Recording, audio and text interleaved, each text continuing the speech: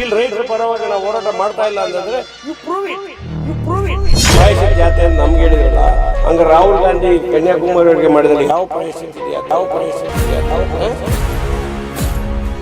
ಇದೇ ಮುಖ್ಯಮಂತ್ರಿಗಳು 2771 ಎಕರೆ ಸರ್ಕಾರಿ ಲ್ಯಾಂಡ್ ಇದೆ, 4000 ಚಿಲ್ಲರೆ ಎಕರೆ ಪ್ರೈವೇಟ್ ಲ್ಯಾಂಡ್ ಇದೆ.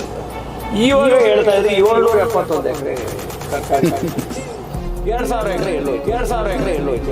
ಡಿ.ಕೆ. ಶಿವಕುಮಾರ್ ಅವರದ್ದು ಒಂದು ಸ್ಟೇಟ್ಮೆಂಟ್ ಇರುತ್ತೆ, ಏನು ಅಂತ ಹೇಳಿದ್ರೆ ನಮ್ಮನ್ನ ಹೆದರ್ಸಕ್ಕಾಗಲ್ಲ, ಆ ಭಂಡತನ ಇದೆ ಅವರಲ್ಲಿ. ಹಿಟ್ಲರ್ ನೀತಿಯನ್ನು ಅನುಸರಿಸಿದವರು ಬಹಳ ಜನ ದಮನಾಗಿದ್ದಾರೆ.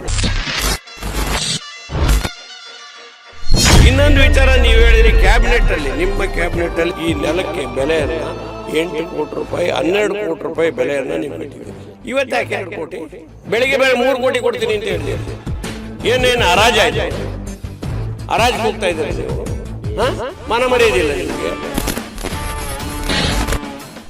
80% ರೈತರು ಟೌನ್ಶಿಪ್ ಮಾಡೋ ಪರವಾಗಿದ್ರೆ, ಆದ್ರೆ ಈ ಕ್ಷೇತ್ರ ಶಾಸಕರಲ್ಲ ಸ್ವಾಮಿ, ಮಂತ್ರಿ ಆದ್ಮೇಲೆ ಅಲ್ಲಿ ಕಾಲಿಡ್ಬೇಕಲ್ವ?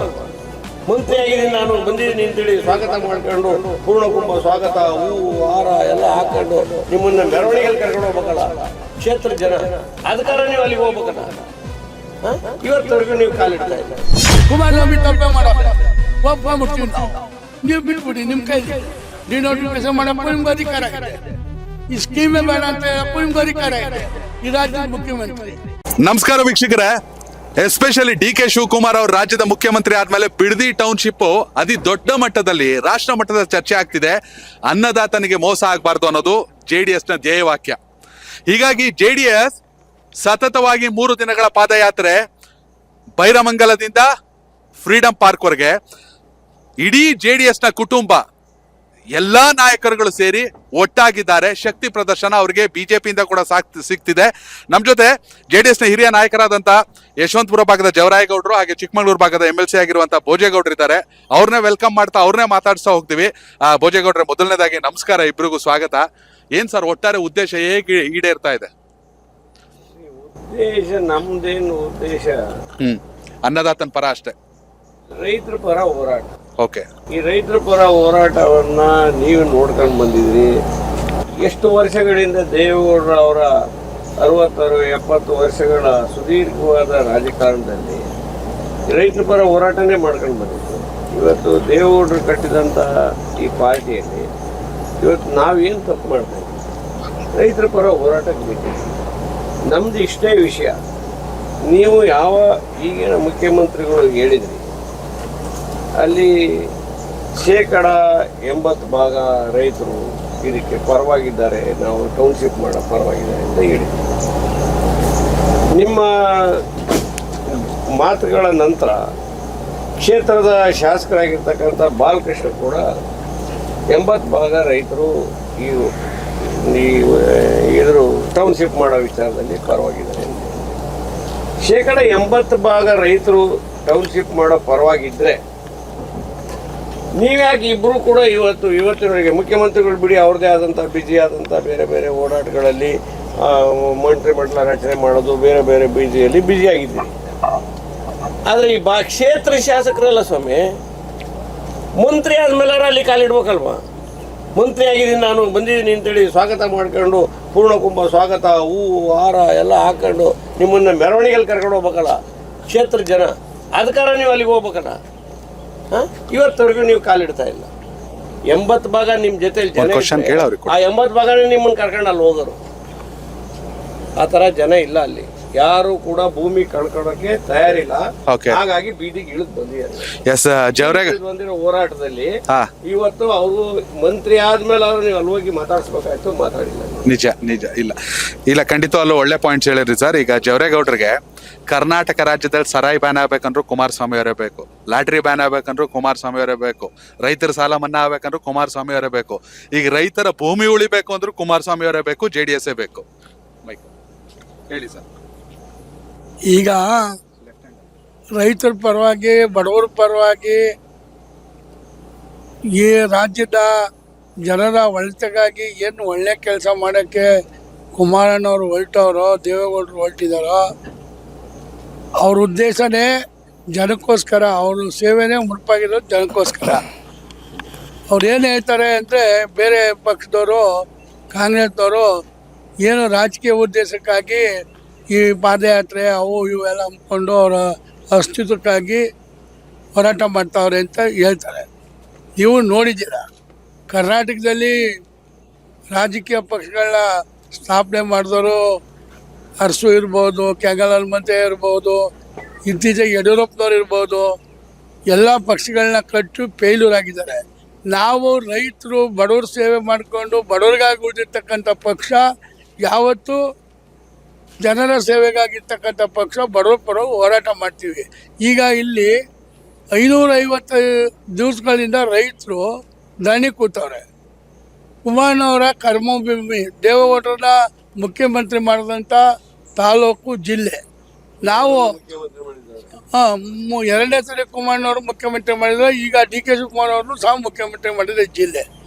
ಈ ರೈತರ ಪರವಾಗಿ ಹೋರಾಟ ಮಾಡದೆ ನಾವು ಕೈ ಕಟ್ಕೊಂಡು ಮನೇಲಿ ಕೂತ್ಕೊಳ್ಳೋಕ್ಕಾಗ್ತಲ್ಲ. ಅದಕ್ಕೂ ಸಹ ಇವರು ರಾಜಕೀಯ ಏನಿದೆ ಸ್ವಾಮಿ? ಕುಮಾರಣ್ಣವ್ರ ಕೂಸು ಪಾಶ್ಚಿತ ಯಾತ್ರೆ ಅಂತ ನೀವು ಹೇಳ್ತಿರಲ್ಲ, ಆಯಿತು ಸ್ವಾಮಿ. ಕುಮಾರಣ್ಣವರು ಕಾಲದಲ್ಲಿ ತಗೊಂಡ್ರು. ಅವತ್ತು 2006ರಲ್ಲಿ 5 ಉಪನಗರಗಳು ಡೆವಲಪ್ ಆಗಿದ್ದರೆ ಬೆಂಗಳೂರು ಒತ್ತಡ ಕಮ್ಮಿ ಆಗ್ತಿತ್ತು, ಇಷ್ಟು ಟ್ರಾಫಿಕ್ ಸಮಸ್ಯೆ ಆಗ್ತಿರಲಿಲ್ಲ. ಅವತ್ತು ಕೊಟ್ಟಂಥ ಪರಿಹಾರನ 20 ವರ್ಷದಿಂದ ರೈತರು ಬೇರೆ ಕಡೆ ಹೋಗಿ ಜಮೀನು ಕೊಂಡ್ಕೊಂಡಿದ್ರೆ ಕಮ್ಮಿ ಚೀಪಾಗಿ ಸಿಗ್ತಾಯಿತ್ತು. ಇವತ್ತು ಬೆಂಗಳೂರು ಸುತ್ತಮುತ್ತ ಅಕ್ವಿಷನ್ ಆಗಿ ಭೂಮಿ ಕಳ್ಕೊಂಡವರು ಎಲ್ಲ ಜಿಲ್ಲೆಗಳಿಗೆ ವಲಸೆ ಹೋಗಿದ್ದಾರೆ. ಹೊರಗಡೆ ಜಿಲ್ಲೆನಲ್ಲೂ ಸಹ ಜಮೀನು ಸಿಗ್ತಾ ಇಲ್ಲ. ಈ ಒಂದು ಸಂದರ್ಭದಲ್ಲಿ ಜಮೀನು ಕಳ್ಕೊಂಡು ಎಲ್ಲೋಗೋಣ ಅಂತ ಆತಂಕ ಇದೆ ರೈತರು. ಆ ರೈತರಿಗೋಸ್ಕರ ಮಾಡಿದ್ದೀವಿ. ಆಯಿತು, ಕುಮಾರಣ್ಣವರು ಯಡಿಯೂರಪ್ಪನವರು ಎಲ್ಲ ತಪ್ಪಾಡಿದ್ರು. ಯಾಕೆ ಸ್ವಾಮಿ ನೀವು ಬಿಟ್ಬಿಡಿ? ಯಾಕೆ? ಅವ್ರ ತಪ್ಪಾಗಿದೆ. ನಾವು ನೀವು ಮುಖ್ಯಮಂತ್ರಿ ಆಗಿದ್ದೀರಿ ಅಂತ ಅಸೂಯೆಯಿಂದ ನಾವು ಈ ಯಾತ್ರೆ ಮಾಡ್ತಾ ಇಲ್ಲ, ಜನರಿಗೋಸ್ಕರ ಈ ಪಾದಯಾತ್ರೆ ಮಾಡ್ತಾ ಇದ್ದೀವಿ. ನೀವು ನಿಮ್ಮ ಕೈಲಿ ಅಧಿಕಾರ ಇದೆ, ಪೆನ್ನು ಪೇಪರ್ ಜನ ನಿಮ್ಮ ಕೈ ಕೊಟ್ಟಿದ್ದಾರೆ, ಬಿಟ್ಬಿಡಿ. ಅಕ್ವಿಸಿಷನ್ ಯಾಕೆ ಮಾಡ್ತೀರಾ? ಕುಮಾರಸ್ವಾಮಿ ತಪ್ಪೇ ಮಾಡೋರೆ, ಒಪ್ಕೊಂಡ್ಬಿಡ್ತೀವಿ ನಾವು. ನೀವು ಬಿಟ್ಬಿಡಿ, ನಿಮ್ಮ ಕೈಲಿದೆ. ಡಿನೋಟಿಫಿಕೇಶನ್ ಮಾಡೋಕ್ಕೂ ನಿಮ್ಗೆ ಅಧಿಕಾರ ಇದೆ. ಈ ಸ್ಕೀಮೇ ಬೇಡ ಅಂತ ಹೇಳೋಕ್ಕೂ ನಿಮ್ಗೆ ಅಧಿಕಾರ ಇದೆ. ಈ ರಾಜ್ಯದ ಮುಖ್ಯಮಂತ್ರಿ. ನಾವು ಅದನ್ನು ಬಿಟ್ಬಿಡಿ. ನಿಮಗೆ ನಮ್ಮ ಪಕ್ಷದಿಂದ ನಿಮ್ಮ ಸಹಕಾರ ನೀಡೋದಕ್ಕೆ ಪೂರ್ಣ ಬೆಂಬಲವನ್ನು ಕೊಡ್ತೀವಿ, ನಿಮ್ಮ ಜೊತೆಲಿ ಇರ್ತೀವಿ. ನೀವು ಈ ರಾಜ್ಯದಲ್ಲಿ ಈಗ 2 ವರ್ಷ ಅಲ್ಲ, ಇನ್ನು ಮುಂದೆ 5 ವರ್ಷನೂ ನೀವೇ ಮುಖ್ಯಮಂತ್ರಿ ಅಂತ ಹೇಳ್ತಾ ಇದ್ದಾರೆ. ಅದಕ್ಕೆ ನಾವು ಭಾಳ ಸಂತೋಷದಿಂದ ಸ್ವೀಕಾರ ಮಾಡ್ತೀವಿ. ದಯಮಾಡಿ ಈ ಬಿಡ್ದಿ ಏನು ಈ ಟೌನ್ಶಿಪ್ ಮಾಡ್ತಾ ಇದ್ದೀರಾ ಅದನ್ನು ಡ್ರಾಪ್ ಮಾಡಿಬಿಟ್ರೆ ಬಿಟ್ಬಿಡಿ ಅಷ್ಟೇ. ಸರ್, ಭೋಜೇಗೌಡರು, ಈಗ ನೀವು ಒಬ್ಬ ವಕೀಲಗಿರಿ ಮಾಡ್ತಿದ್ದೀರಿ, ವಕೀಲರಾಗಿ. ಇದು ಕಾನೂನಾತ್ಮಕ ಹೋರಾಟ ಕೂಡ ನಡೀತಾ ಇದೆ. ಆಗಸ್ಟ್ 25ನೇ ತಾರೀಕಿಗೆ ತೀರ್ಪನ್ನು ಮುಂದಿಟ್ಟಿದ್ದಾರೆ. ಸೊ ಕಾನೂನಾತ್ಮಕವಾಗಿ ಯಾವ ರೀತಿ ನಿಮಗೆ ಪ್ಲಸ್ ಪಾಯಿಂಟ್ ಆಗ್ಬೋದು ಅಂತ ಸರ್, ಇದು ಒಂದು ಬಿಡದಿ ವಿಚಾರವಾಗಿ? ವಿಚಾರ ಏನಿದೆ ಅಂದರೆ, ನಾನು ರೈತನಾಗಿ ಯಾವುದೇ ರೈತರನ್ನ ಬಲವಂತವಾಗಿ ಆಸ್ತಿಯನ್ನು ತಗೊಳ್ತಕ್ಕಂಥ ಅಧಿಕಾರ ಯಾವ ಸರ್ಕಾರಗಳಿಗೂ ಇಲ್ಲ. Supreme court already given verdict. ಅವರಿಗೆ 5 ಪಟ್ಟು ಅದನ್ನು ಬೆಲೆಯನ್ನು ಕೊಡಬೇಕು. ಮತ್ತು ಜೊತೆಯಲ್ಲಿ ಅವರಾಗೆ ಮನಸ್ಸು ಮಾಡಬೇಕು. ಎರಡೂ, ನಾಟ್ ಓನ್ಲಿ ಒಂದು 5 ಪಟ್ಟು ಹಣ ಕೊಟ್ಟು ಮಾತ್ರಕ್ಕೆ ಅವ್ರು ಜಮೀನು ಬಿಡಬೇಕಂತಿಲ್ಲ. ಅವರು ಒಪ್ಪಿಗೆ ಬೇಕು. ಒಪ್ಪಿಗೆ ತಗೊಂಡು ಮಾಡಬೇಕು ಅನ್ನೋ ವಿಚಾರದಲ್ಲಿ it is already given verdict. Supreme court, high court, so many verdicts has come. ಈಗ ನೀವೇ ಹೇಳ್ತಾ ಇದ್ರಿ ಮಾನ್ಯ ಮುಖ್ಯಮಂತ್ರಿಗಳು ನಾವು ಯಾರಿಗೂ ಬಲವಂತ ಮಾಡಲ್ಲ ಅಂತ. ಬಲವಂತ ಮಾಡಲ್ಲ ಅಂದಮೇಲೆ ಈ ವಿಚಾರನ ಕೈ ಬಿಟ್ಬಿಡಿ. ಇದು ಒಂದು ವಿಚಾರ. ಇನ್ನೊಂದು ವಿಚಾರ, ನೀವು ಹೇಳಿದ್ರಿ ಕ್ಯಾಬಿನೆಟ್ಟಲ್ಲಿ, ನಿಮ್ಮ ಕ್ಯಾಬಿನೆಟ್ಟಲ್ಲಿ ಸಿದ್ದರಾಮಯ್ಯನವರು ಮುಖ್ಯಮಂತ್ರಿ ಇರುವಾಗ ನೀವು ಏನು ನಾವು ನಿಂತಿದ್ದೀವಿ ಈ ನೆಲಕ್ಕೆ ಬೆಲೆಯನ್ನು 8 ಕೋಟಿ ರೂಪಾಯಿ 12 ಕೋಟಿ ರೂಪಾಯಿ ಬೆಲೆಯನ್ನು ನೀವು ಕಟ್ಟಿದ್ದೀರಿ. 12 ಕೋಟಿ ರೂಪಾಯಿ ಬೆಲೆ ಕಟ್ಟಿರೋದು 4,000 ರೂಪಾಯಿ ಅಡಿನೋ ಎಷ್ಟೋ ಅಡಿ ಲೆಕ್ಕದಲ್ಲಿ ಹಾಕಿ ಈ ನೆಲಕ್ಕೆ. ಇವತ್ತು ಯಾಕೆ 2 ಕೋಟಿ? ಬೆಳಿಗ್ಗೆ 3 ಕೋಟಿ ಕೊಡ್ತೀನಿ ಅಂತ ಹೇಳಿದಿರಿ. ಏನೇನು ಹರಾಜ ಇದು? ಹರಾಜಿಗೆ ಹೋಗ್ತಾ ಇದ್ದೀರಾ ನೀವು? ಹಾಂ, ಮನ ಮರ್ಯಾದಿಲ್ಲ ನಿಮಗೆ. ಆಯಿತು, ಒಂದು ಫಿಕ್ಸ್ ಮಾಡಿ, ಒಂದು ರೇಟ್ ಅಂತ ಹೇಳಿದ್ರೆ ಫಿಕ್ಸ್ ಮಾಡಿದಾಗ ಆ ರೇಟಿಗೆ ಫಿಕ್ಸ್. ನೀವು you must stick on to that rate. ನೀವು ಕ್ಯಾಬಿನೆಟ್ಟಲ್ಲಿ, ನಿಮ್ಮದೇ ಕ್ಯಾಬಿನೆಟ್ಟಲ್ಲಿ ನೀವು ಹೇಳಿದಿರಿ ಸ್ಕ್ವೇರ್ ಫೀಟ್ 8,000 ರೂಪಾಯಿ ಅಡಿ ಬರ್ತದೆ ಅಂಥೇಳಿ ಎಲ್ಲ ಲೆಕ್ಕ ಮಾಡಿ 12 ಕೋಟಿ ರೂಪಾಯಿ 1 ಎಕರೆಗೆ ಆಗ್ತದೆ ಅಂತೇಳಿ ನಾವೇನು ನಿಂತಿದ್ದೀವಿ ನೆಲ, ಇವತ್ತೇನು ಹೋರಾಟ ಮಾಡ್ತಾ ಇದ್ದಾರೆ, ಏನು ಅಲ್ಲಿ ಟೌನ್ಶಿಪ್ ಮಾಡ್ತೀವಿ ಅಂತೀರಿ, ಆ ನೆಲಕ್ಕೆ ನೀವು 12 ಕೋಟಿ ರೂಪಾಯಿ ಬೆಲೆ ಆಲ್ರೆಡಿ ಕಟ್ಟಿ ಎಷ್ಟು ದಿವಸ ಆಯಿತು? ಸುಮಾರು 4 ವರ್ಷ ಆಯಿತು. ಭೋಜೇಗೌಡ ಸರ್ 4-5 ವರ್ಷ ಆಯಿತು. ಇವತ್ತು ಯಾಕೆ ಬೆಲೆ 2 ಕೋಟಿ ಹೇಳ್ತಾ ಇದ್ದೀರಿ ನೀವು? ಇವತ್ತು ರೈತರು 100ಕ್ಕೆ ಈಗ 2ರಿಂದ 3ಕ್ಕೆ ಬಂದಿದ್ರಿ.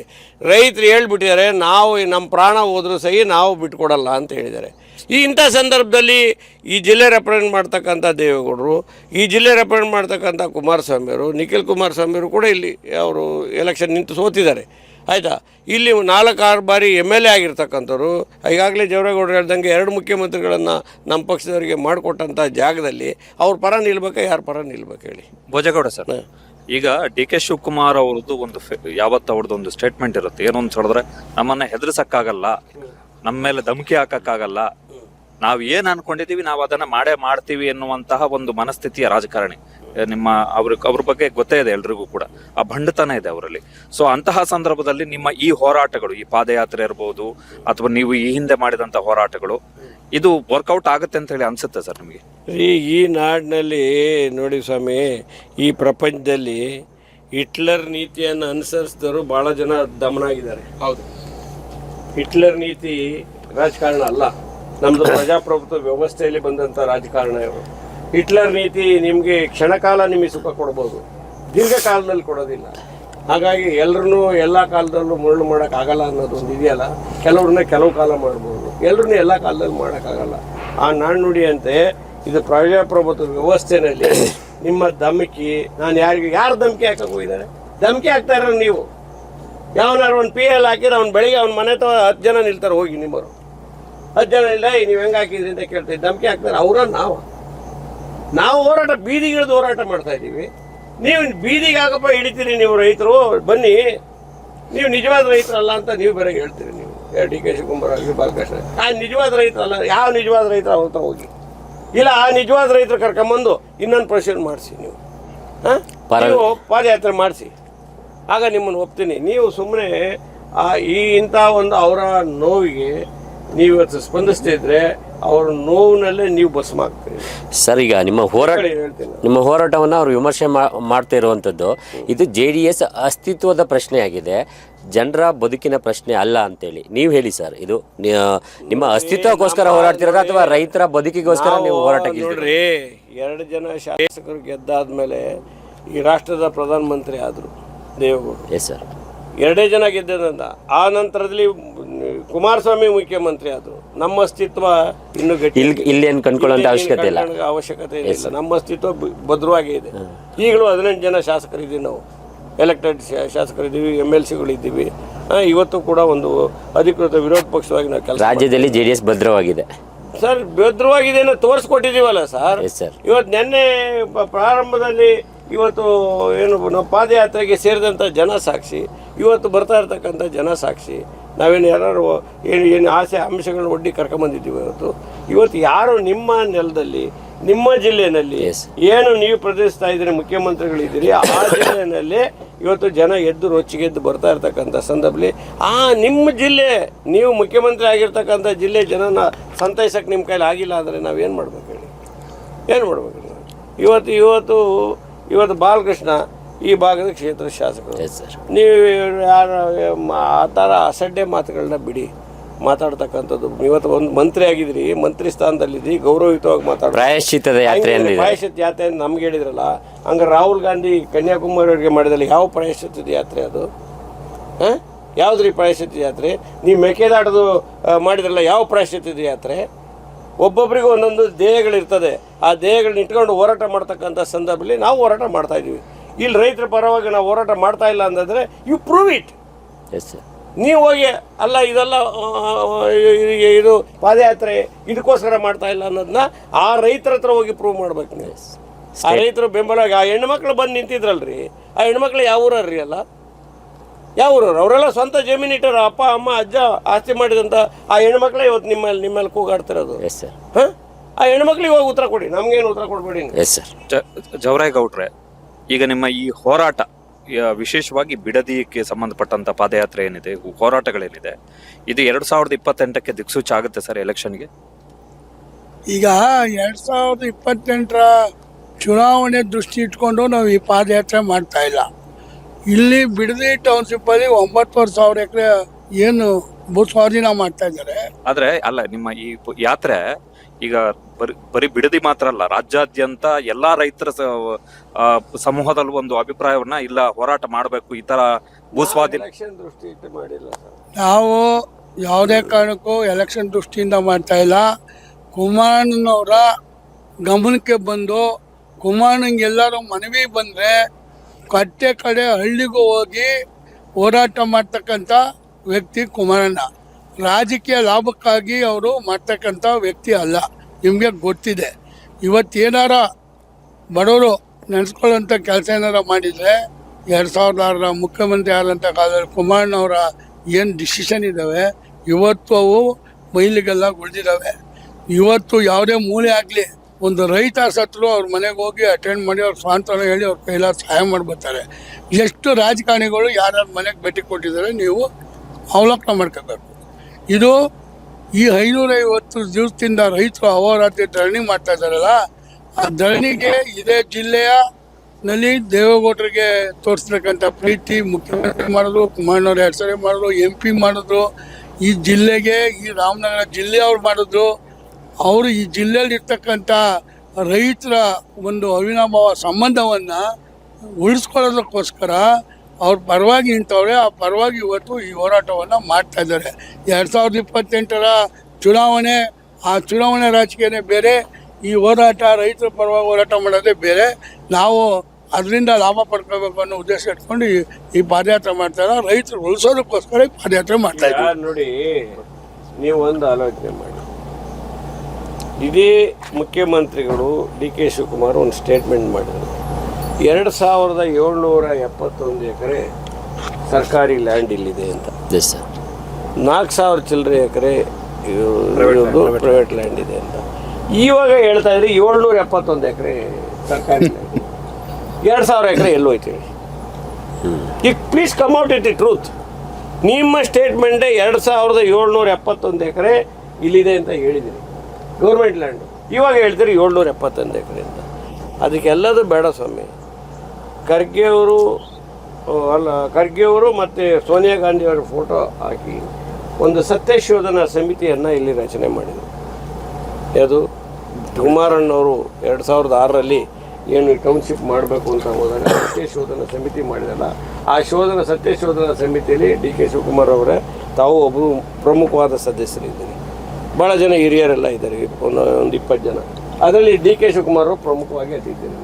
ಆ ಸತ್ಯಶೋಧನಾ ಸಮಿತಿಯಲ್ಲಿ ಒಂದು ಮಾತು ಹೇಳಿದ್ರಿ, ತೆಗೆದು ತೋರಿಸ್ತೀನಿ ನಾನು. ಇಲ್ಲಿರ್ತಕ್ಕಂಥ ಭೂಮಿ ಎಲ್ಲ ತುಂಬ ಫಲವತ್ತಾಗಿರ್ತಕ್ಕಂಥ ಭೂಮಿ, ನೀರಾವರಿಗೆ ತುಂಬ ಯೋಗ್ಯವಾಗಿರ್ತಕ್ಕಂಥ ಭೂಮಿ, ನೀರಾವರಿ ಆಗ್ತಾಯಿದೆ.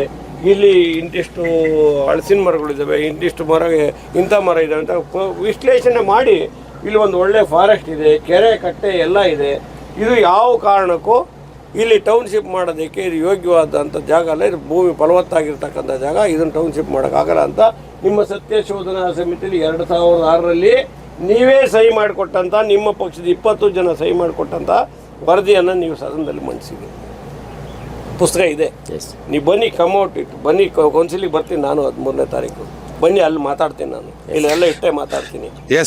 ಯಾವ ಭೂಮಿ ಮೇಲೆ ನೀವು ಹೇಳಿದ್ರಿ, ಯಾವ ಭೂಮಿ ಫಲವತ್ತಾದ ಭೂಮಿ ಅಲ್ಲ, ಕಲುಷಿತ ನೀರು, ಇಲ್ಲಿ ಯೋಗ್ಯವಾದಲ್ಲ, ಅಲ್ಲಿ ಬೆಳೆದಂಥ ಬೆಳೆಗಳು ಕೂಡ ಆರೋಗ್ಯಕ್ಕೆ ಯೋಗ್ಯವಲ್ಲ ಅಂತ ಇವತ್ತೇನು ಮಾತಾಡ್ತಾ ಇದ್ರಿ? ಇದೇ ಬಾಲಕೃಷ್ಣ, ಇದೇ DK ಶಿವಕುಮಾರ್ ಅವರು ಬಾಲಕೃಷ್ಣ ಕುಮಾರಣ್ಣವ್ರ ಜೊತೆಲಿ ಇದ್ದಾಗ ಏನು ಮಾತಾಡಿದ್ದಾರೆ, ಈಗ ಏನು ಮಾತಾಡ್ತಾ ಇದ್ದಾರೆ?